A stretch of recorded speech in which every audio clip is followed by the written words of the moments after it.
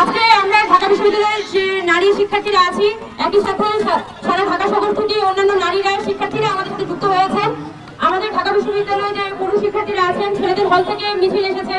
আমরা শিক্ষার্থীদেরকে অসংখ্য ধন্যবাদ জানাই যে আজকে আপনারা এই মশাল মিছিলে সবাই একাত্ম হয়ে আপনারা ধর্ষণের বিচার দাবি করেছেন। আজকে আমাদের পক্ষ থেকে 5 দফা দাবি আমরা ঠিক করেছি। সেখানে প্রথম 2টি দাবি আমাদের আশরাফা যে শান্তিনগর শিক্ষার্থী তিনি ঘোষণা করেছেন।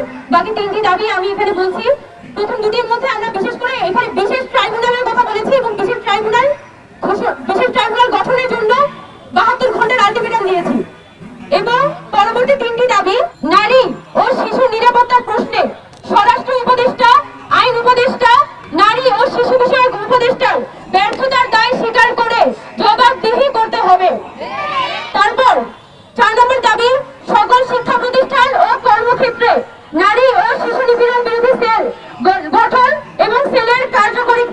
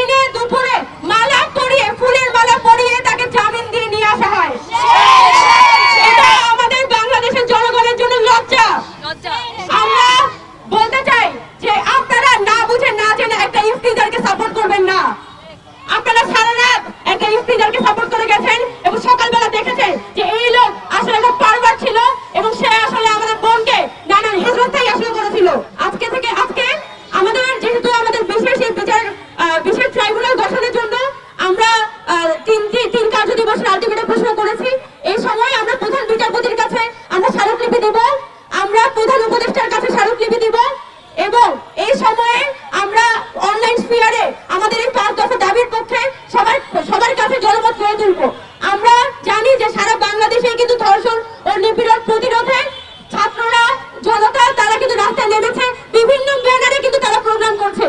আমরা ঢাকা বিশ্ববিদ্যালয়ের শিক্ষার্থীরা এই ধর্ষণ বিরোধী মঞ্চ ব্যানার প্রোগ্রাম ডাক দিয়েছি, কিন্তু সারা বাংলাদেশে যত ধর্ষণের বিরুদ্ধে প্রতিবাদ চলছে আমরা তার সাথে সংহতি জানাই।